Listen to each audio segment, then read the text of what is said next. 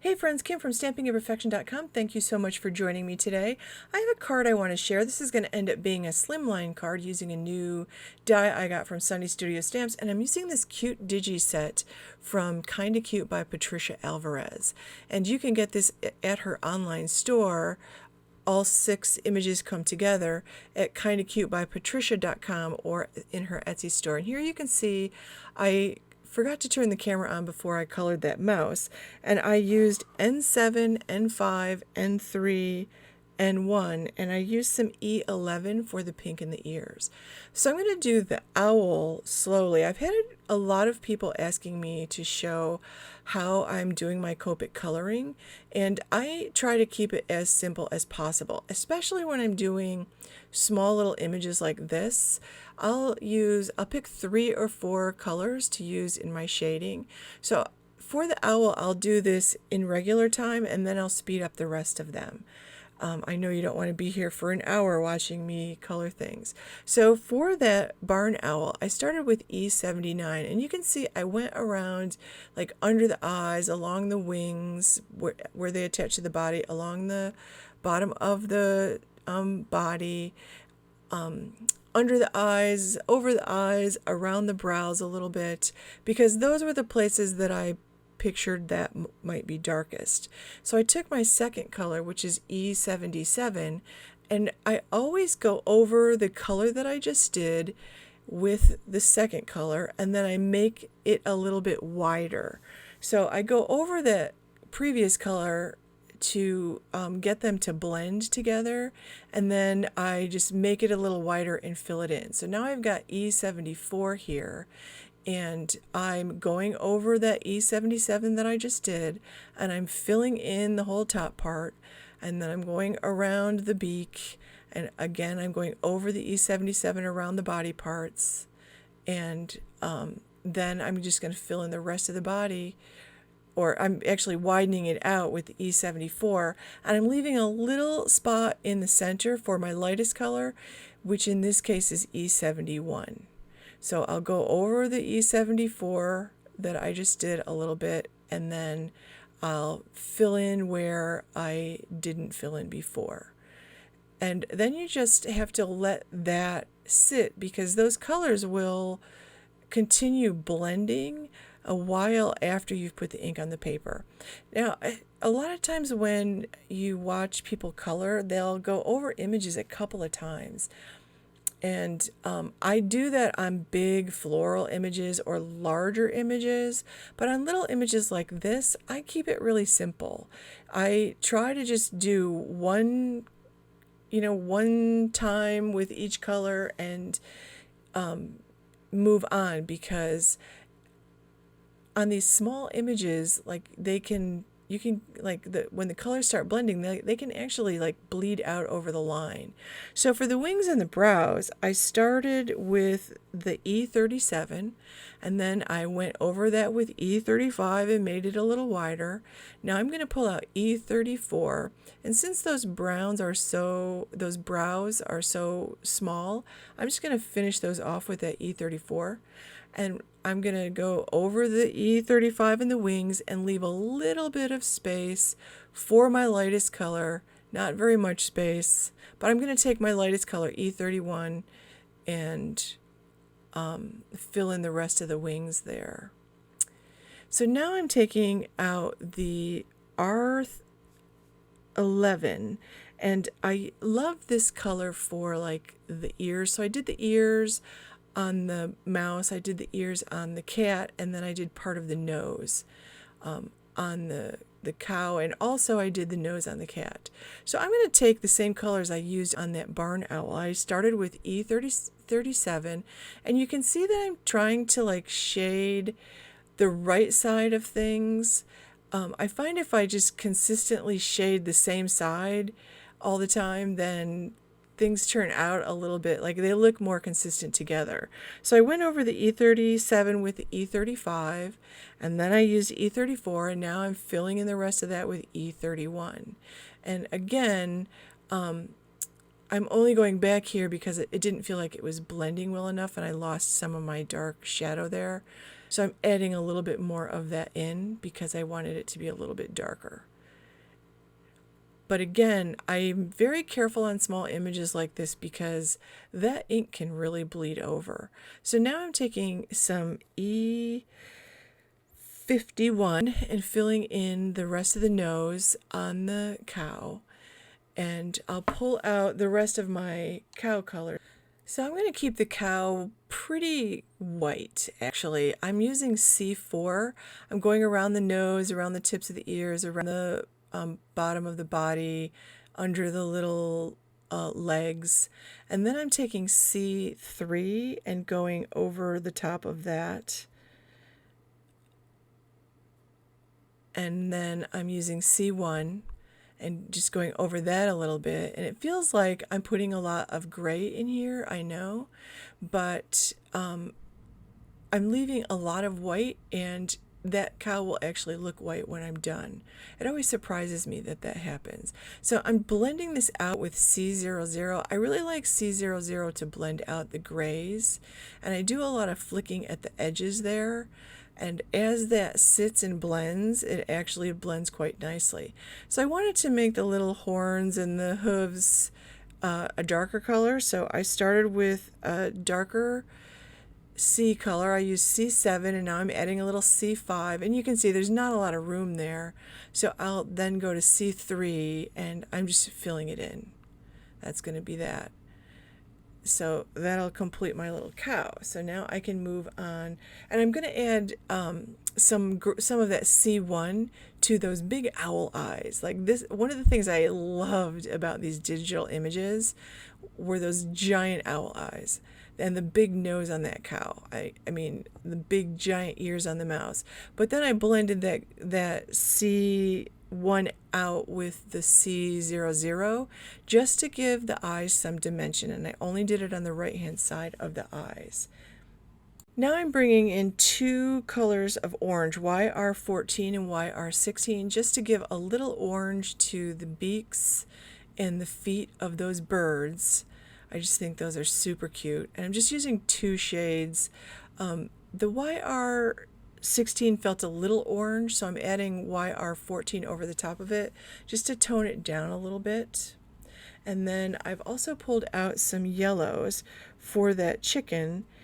So that chicken is getting Y19, and again I'm like shading along the right side and along the bottom, and then I go over that Y19 with my next color, which is Y15, and make it a little wider and fill in a little bit more. Then I'm going to take Y13, go over the Y15, widen it all out, and leave enough white space to bring in my lightest color, which is Y11, and fill that in.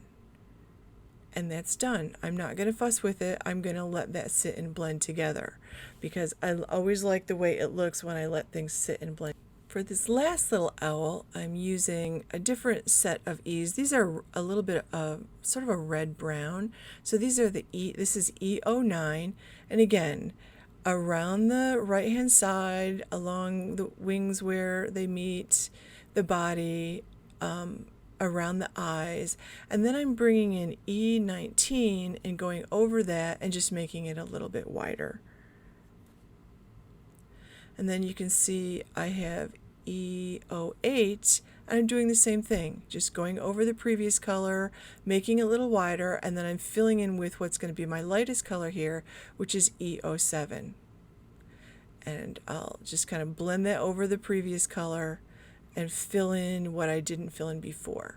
And I've already done the eyes with the gray on this, so that is going to complete these little images. And I'm super happy with these. I love the way they came out. They're just so cute. And the last thing I do is I always take my black journaling pen and I go over the black lines. And I do this for two reasons. One, it helps me actually clean up any little spots that I might have slipped and when I gone outside the line. Or the other reason too is I'm going to use my brother's Scan and Cut to die cut these or to cut these out, and I want that to be able to really recognize the outside line of this. So I'm just using one of my black journaling pens to do that. And I'll do that to all the images, and then I'm going to take it to my brother's scan and cut, and I'm going to leave a 0.04 white outline around these images when I cut it out. And you can see what a difference going over those lines makes. Like, it really makes them nice and bright. Now, I just got this Slimline die from Sunny Studio Stamps, and I also have this one that I got a couple years ago. This new one is called the Slimline Scallop Frame, and I love it because it actually has two frames you could use separately or together. I'm going to use them together. And I just took out the largest scallop frame and just cut a piece of paper down, and I'm picking colors. So I've got my color swatch chart from Altenew, and I want to do like a gray floor and sort of a bluish green background like behind the critters. So I'm going to take a piece of this 3M post-it removable, it's like removable labeling tape, and I love this for masking stuff exactly like this. So I'm going to take some blender brushes, and I'm just going to blend the colors on, but I'm starting with gray, so I will be pulling out my gray brush here. So I'm using two of Altenew's colors because they have some beautiful light grays. So I'm actually starting with their limestone color, and I'm just blending this on. Underneath, this will be my floor, or like the cement floor in the barn. Like, that's what it reminds me of from when I was a kid. And I really love that this comes with those two background dyes.